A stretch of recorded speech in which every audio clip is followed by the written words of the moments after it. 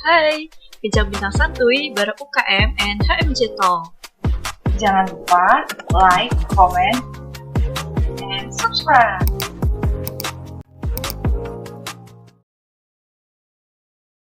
Halo teman-teman Besti, selamat datang kembali di UKM Talk. Kali ini kita mengundang perwakilan dari KMD supaya teman-teman semua tahu tentang KMD. Saya juga nggak tahu sih, makanya ini saya pengen tahu gitu. Nah, tapi sebelum ngobrol lebih lanjut sama perwakilan dari KMD, kita ada sedikit cuplikan video dari KMD itu sendiri. Kita tonton ya.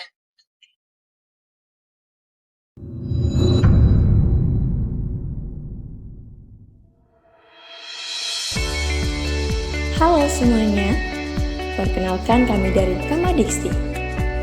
Kamadiksti merupakan kepanjangan dari Keluarga Mahasiswa Bidik Misi STIE YKPN Business School Yogyakarta. Kamadiksti berdiri sejak tahun 2015 di STIE YKPN. Kamadiksti merupakan organisasi yang berasaskan pada musyawarah dan kekeluargaan. Tujuan dan fungsi dibentuknya Kamadiksti adalah sebagai wadah berorganisasi dan penyaluran aspirasi bagi mahasiswa penerima beasiswa bidik misi di STIE YKPN Business School Yogyakarta. Seperti yang telah kita ketahui bersama bahwa sekarang bidik misi telah berganti nama menjadi Kartu Indonesia Pintar atau KIP Kuliah. Kamadiksti terdiri dari 4 bidang utama, yaitu Badan Pengurus Harian, Departemen PSDM, Departemen Humas, dan Departemen Ekstra. Keempat departemen ini memiliki tugas dan program kerjanya masing-masing, yang dimana program kerja ini terangkum dalam kegiatan internal dan juga kegiatan eksternal.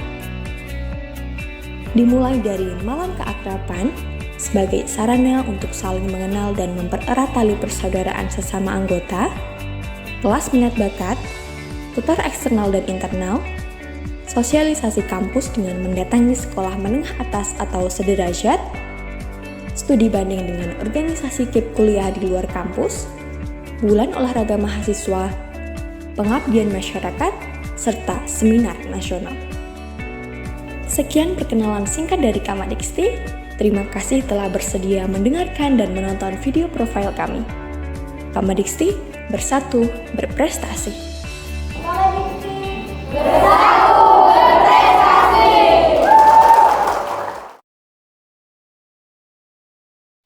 Nah, di episode kali ini kita bakal membahas tentang KM Talk bersama narasumber kita yang sangat inspiratif dari KMD.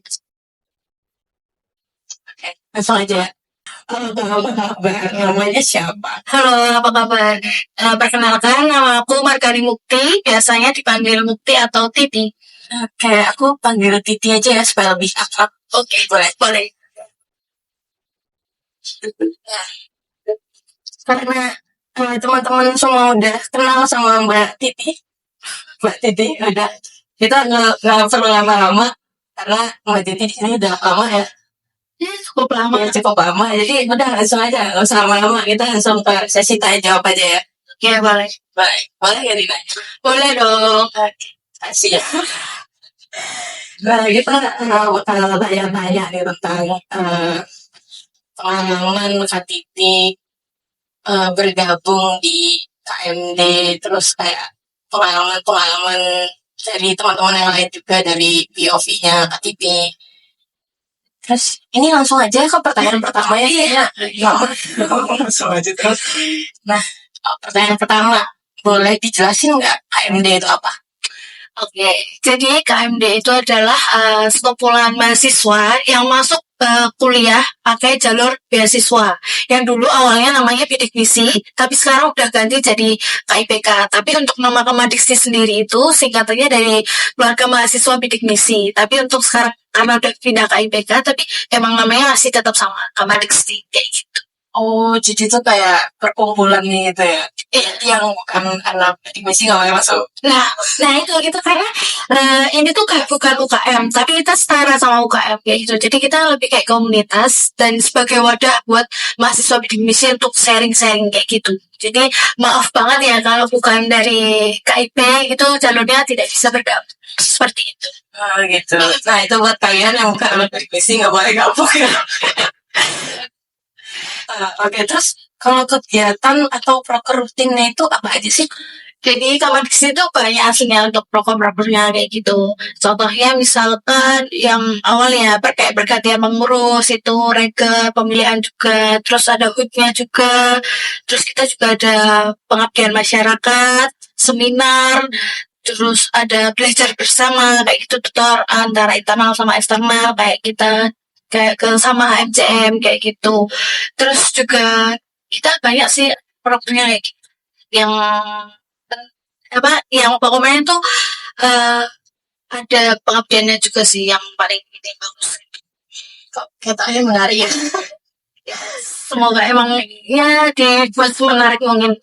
Nanti buat menarik mungkin supaya orang-orang yang di luar dari bidik misi pengen gabung tapi ternyata nggak bisa. Ya mungkin buat mahasiswa baru sih lebih bisanya ke mahasiswa baru karena kan mungkin bisa kita tawarkan kalau masuk ke STI nggak cuma jalur dari kampus aja tapi bisa dari beasiswa kayak gitu. Keren ini sangat-sangat membantu sekali ya. Iya sangat membantu. Tuh. Terus ada nggak sih event yang dalam waktu dekat ini bakal dilaksanain sama KMD? Ada banget. Dan itu termasuk proker terbesarnya Diksi ya. Ya, ini menarik sekali. Ya lumayan ya.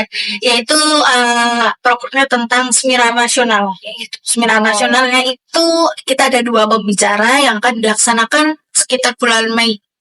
Itu tanggal 16. Jadi kalau kalian kepo bisa ini ya lihat di Instagramnya Diksi nanti bakal di-share tuh. Dan itu gratis. Instagramnya apa? Instagramnya Diksi ya KPN. Untuk pembicaranya yang pertama ini sedikit ya ini ya. Boleh ya. Yang pertama itu dosen, dia dosen di Universitas Slamet Riyadi dan itu alumni Diksi angkatan pertama gitu. Jadi Diksi itu udah menghasilkan beberapa alumni dan termasuk beliau ini sebagai dosen di universitas kayak gitu. Dan yang satu lagi itu adalah salah satu peserta COC Ruang Guru. Gitu. Nah siapakah itu ditunggu aja guys. Keren ya udah guys, jangan lupa di follow Instagramnya Diksi. Di follow ya. Nih di follow back ya. kalau itu bukan gue ya, yang ini follow aja itu. Hanya Follow aja. follow aja dulu ya. Terus juga kalau bisa join seminarnya karena gratis. Itu. Boleh tuh, nanti ini seminarnya juga menurut saya cukup menarik sih. Menarik banget apalagi temanya itu tentang perkuliahan dan di era digital gitu. Oh ya, cocok nih buat Gen-Z akhirnya cocok banget nih. Ya udah, terus apa ada kolaborasi kayak dari KMD sama UKM lain tuh ada nggak sih? Ada. Yang pertama itu tutor itu kayak belajar bareng gitu loh. Itu biasanya kalau misalkan manajemen sama MCM, terus kalau yang akuntansi itu sama MCA kayak gitu. Terus juga rencananya untuk pengabdian masyarakatnya Diksi yang tahun ini itu mau kolaborasi sama MCM. Oh, jadi Diksi sama HMJA itu ya HMJM itu sebenarnya related ya kayak apa? Kayak koneksi Iya, karena kan juga Diksi kan ada yang akuntansi sama manajemen gitu kan. Jadi kita juga ada kolaborasi sama mereka. Oh gitu, menarik, sangat menarik. Kayak ini ya, apa sih programnya Kemdikbud apa bukan sih? Apa yang Kampus mengajar itu? Ya, kampus merdeka itu juga ya. Mirip-mirip kayak gitu ya. Cuman ini versi KPN. Ya, versi UKM-nya aja. Menarik kan guys? Menarik kuliah di KPN. Terus, ini aku mau nanya serius nih. Ini kayaknya pertanyaannya ini deep banget. Boleh. Tantangan terbesar yang pernah dihadapin atau sedang dihadapin di Kamadikti itu apa sih? Kayak tantangan dalam menjalankan kegiatannya atau yang sekarang yang sedang dihadapin aja gitu. Sedikit cerita ya. Jadi Kamadiksi itu kan anggotanya tetap ya, jumlahnya tetap. Mungkin kalau UKM lain kan daftar ada orangnya tapi nanti setelah beberapa bulan menghilang kayak gitu ya. Sering kayak gitu ya. Nah, kalau Kamadiksi ya udah pasti ya. Dia harus terkontrol dari awal dia masuk sampai akhir nanti dia lulus kan itu terkontrol ya sama Kamadiksi sama Kamadiksinya gitu. Jadi kalau misalkan kita ada event atau gimana gitu, kalau dari aku sendiri tantangannya tuh untuk cari orangnya gitu untuk membantu event tersebut kayak misalkan panitianya gitu. Karena kan anggota Kamadiksi nggak cuma ikut Kamadiksi aja ya. Jadi harus ikut UKM lain karena kan Kamadiksi sendiri tadi bukan UKM tapi cuma wadah gitu dan komunitas. Jadi kalau misalkan mereka tabrakan atau mereka udah ikut event yang lain di UKM kayak gitu, terus juga sulitnya ngontrol orang banyaknya itu loh. Gitu. Kalau untuk sekarang sih anggota Kamadiksi ada 95 orang. Berarti 95 orang ini anak bidik misi semua. Iya, dari angkatan 21 kan 21 masih ada orangnya. 21. Itu sampai angkatan 24. Oh, berarti ini anak 90 berapa saya? Sebenarnya 95 orang ini sudah dipastikan IPK-nya tidak ada yang di bawah 3 ya, saudara-saudara. dipastikan ya. Sudah dipastikan, dan sudah pasti. Saya yakin. Oke, terus kalau pencapaian terbesar dari Kamadiksi ini sendiri itu apa sejauh ini? Kalau pencapaian terbesar ini sih kalau dari tahun lalu itu yang mengadakan seminar ya. Seminarnya tuh secara offline. Biasanya tahun-tahun sebelumnya periode sebelumnya itu tuh cuma online dan nggak terlalu besar gitu. Terus tahun lalu kan itu secara offline gitu. Kalau tahun lalu itu kita ngundangnya owner salad New. Oh, saatnya. Ya itu. Kalau untuk sekarang juga masih sama itu sih. Terus sama juga kemarin tahun lalu apa ya? Tapi sudah masuk periode itu pengabdian masyarakat sama dosen-dosen beberapa dosen gitu itu diterbitkan ke KR. Saya itu apa? Koren. Oh, kira. Ya ada yang online sih bang. Singkat-singkat kalau saya. Dan maksudnya ke KR sih itu sama pengabdian masyarakat. Oh, gitu. Ada nggak sih kayak cerita inspiratif dari anggota Kamadiksi gitu? Kalau ada boleh dong diceritain dikit-dikit aja kalau nggak mau pajak.